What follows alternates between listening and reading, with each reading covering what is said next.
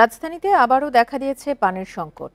মিরপুর, আগারগাঁও, মোহাম্মদপুর, আদাবরের বাসিন্দারা জানিয়েছেন সংকটের কারণে ব্যাহত হচ্ছে দৈনন্দিন কাজ।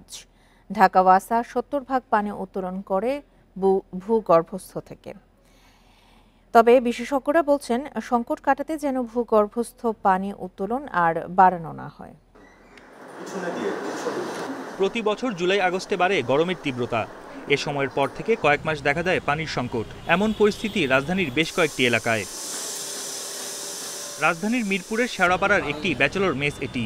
নিয়মিত পানির সংকট থাকায় বিপাকে এখানকার বাসিন্দারা। বাথরুমেও যাওয়ার মতন কোনো অবস্থা নেই, আর গোসল তো আমরা 4 দিন যাবৎ করতেইছি না কেউ, আর খাওয়াও আপনার বাইরে থেকে খাইতে হচ্ছে। আমরা টোটালি একেবারে অসহায়। এখন আমাদের আর কিছুই করার নেই। আমরা যে পাশে থেকে পানি নিয়ে আসবো তারও কোনো সিস্টেম নেই, পাশের বাসারও সেম অবস্থা। শুধু মিরপুর নয়, পানি সংকট দেখা দিয়েছে আগারগাঁও, মোহাম্মদপুর, আদাবর, মালিবাগ, জুরাইন, নিউ মার্কেট এলাকাতেও। মোটর দিয়ে টেনেও পাওয়া যাচ্ছে না পানি।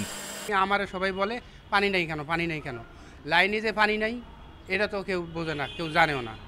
আর আমারে খালি পানি কথা, পানি কেমনে হোক আমারে ম্যানেজ করতে হবে। আশা করে রাতে 1:30টায় বা 2টায় ওই সময় পানি দিয়ে পানি আনতে হয়। অনেক কষ্ট আমার, মনে করেন প্রায় আধা ঘন্টার মতো পানি দিতে হয়। তবে এই ধরনের কষ্টটা আজকে 2 মাস যাবত। পানির সংকট নিয়ে ওয়াসার একাধিক কর্মকর্তাকে ফোন দিলেও কেউ এ বিষয় নিয়ে মন্তব্য করতে চাননি। ঢাকায় দৈনিক পানির চাহিদা 265 কোটি লিটার। এর প্রায় 70 ভাগই ভূগর্ভস্থ থেকে সরবরাহ করে ওয়াসা। বিশেষজ্ঞরা বলছেন এই অবস্থা থেকে বেরিয়ে আসা জরুরি, না হয় শঙ্কা আছে ভূপৃষ্ঠ দেবে যাওয়ার। ভূগর্ভস্থ পানির লেয়ারটা যদি নিচে নেমে যায় তাহলে এক ধরনের ঝুঁকি তৈরি করে ল্যান্ডস্লাইড হওয়ার, সামান্য ভূমিকম্পে এই ধরনের বড় ধরনের বিপর্যয় আসতে পারে। ওয়াসাতে আমরা প্রকল্প ভিত্তিক, অর্থাৎ যত বেশি দূর থেকে পানি আনা যাবে তত বড় প্রকল্প হবে, তত বেশি করে এটি প্রকল্প বাণিজ্য হবে। এই ধরনের একটি প্রবণতা আমরা সুদীর্ঘ সময় ধরে ওয়াসাতে লক্ষ্য করছি।